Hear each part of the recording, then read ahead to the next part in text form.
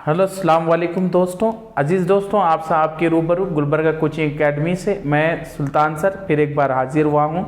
आज के जो मौजू है, आज का जो मौजू है उस पर बयान करने से पहले, उस पर कुछ बातें करने से पहले मैं आपसे अदबन गुजारिश करूँगा कि मेरा चैनल गुलबर्गा कोचिंग एकेडमी को सब्सक्राइब करें और शेयर करें, लाइक करें और बेल आइकॉन को दबाएं ताकि आने वाली तमाम अपडेट आपको मिलते रहें। आज जो मैं जिस मौजू पर बात कर रहा हूं वो कर्नाटका टीईटी 2021 है। कर्नाटका टीईटी 2021 में हमने देखा है कि बहुत सारे कैंडिडेट्स ने 86, 87, 88 स्कोर किया। इंग्लिश मीडियम, उर्दू मीडियम की ज़्यादातर अगर हम बात करें, फिर भी वो लोग एलिजिबल नहीं हो पाए क्योंकि एलिजिबिलिटी क्राइटेरिया जो था इस बार 89 मार्क्स को दिया गया था। तो इस वजह से बहुत सारे कैंडिडेट्स जो उर्दू मीडियम के थे हमारे, वो लोग वो उस टारगेट तक नहीं पहुंच पाए, मगर बेचारे 88 तक पहुंचे या किसी का स्कोर 86 हुआ, किसी ने 87 किया। तो ऐसे हालात में ये होना चाहिए था कि जिन कैंडिडेट्स को जो कुछ क्वेश्चंस पर डाउट था, जैसे साइकोलॉजी के 4 क्वेश्चंस हैं, सोशल साइंस का 1-2 क्वेश्चंस थे और उर्दू का क्वेश्चंस था तो 2-3 क्वेश्चंस थे, मगर एक क्वेश्चंस को निकाला गया। अंग्रेजी के क्वेश्चंस थे और इसी के साथ हम देखते हैं कि साइंस के क्वेश्चंस थे।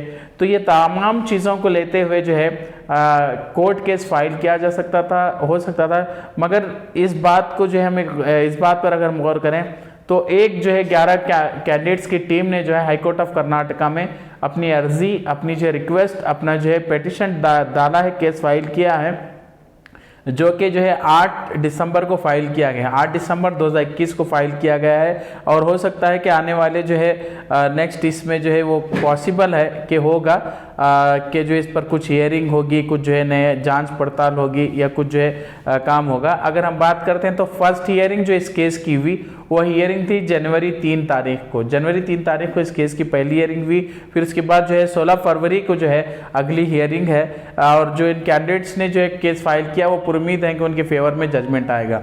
अब कुछ लोगों का सवाल है कि जो कैंडिडेट्स हैं वो कैंडिडेट्स के अगर फेवर में जजमेंट आता है तो क्या सभी को मार्क्स मिलेंगे जितने कैंडिडेट्स बाकी हैं जो कोर्ट केस नहीं डाले हैं? तो ऐसे केसेस में चांसेस बहुत कम रहते हैं, क्योंकि हमारे पास ऑलरेडी एक प्रीवियस एग्जाम्पल है, उसके तहत हम ये कह सकते हैं कि पिछले एग्जाम्स एग्जाम्पल है उसमें सरकार ने या कोर्ट के जजमेंट के बाद CSE सेल ने वही कैंडिडेट्स को मार्क्स दिया था जिन्होंने कोर्ट में अपनी पिटीशन डाली थी या अपना एप्लीकेशन दिया था, अपना केस फाइल किया था। दूसरे कैंडिडेट्स को नहीं दिया है। इस बार का जजमेंट अभी कुछ इस तरह का नहीं आया है, लेकिन जिस तरह से पिछले केस को देखा हमने, हो भी सकता है कि सभी के लिए क्या मालूम है आ जाए, मगर चांसेस 50-50 के हैं। सभी के लिए अगर जजमेंट लागू हो गया तो बहुत सारे एस्पिरेंट फिर GPSTR की दौड़ में आ सकते हैं। नहीं, जितने लोग 11 लोग जिन्होंने केस फाइल किया है, अगर वो लोगों के फेवर में अगर केस होता है तो सिर्फ 11 लोग ही एलिजिबल हो जाएंगे, वो लोगों को एलिजिबिलिटी सर्टिफिकेट मिलेगी।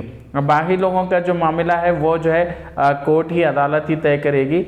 तो याद रखें 8 दिसंबर 2021 को फाइल हुआ है केस। पहली हियरिंग 3 जनवरी को हुई है और अगली हियरिंग दूसरी होनी है वो 16 फरवरी को हुई है। तो फ्रेंड्स, आपसे तमाम मौजूद नाज़रीन से बस ये दरख्वास्त है कि हमारे इस चैनल गुलबर्गा कोचिंग एकेडमी को सब्सक्राइब करें और आने वाले तमाम अपडेट्स आप तक जो भी रिक्रूटमेंट रहेगा, हर तरह के रिक्रूटमेंट, हर तरह के टॉपिक्स पर हम वीडियो बनाते हैं। तो ये रिक्रूटमेंट का सीज़न चला है इस खुसूसन GPSTR का, तो उसके रिलेटेड ये बातें बताना ज़रूरी था, इसलिए मैंने ये वीडियो बनाया। जज़ाकल्लाह। Subscribe to my channel.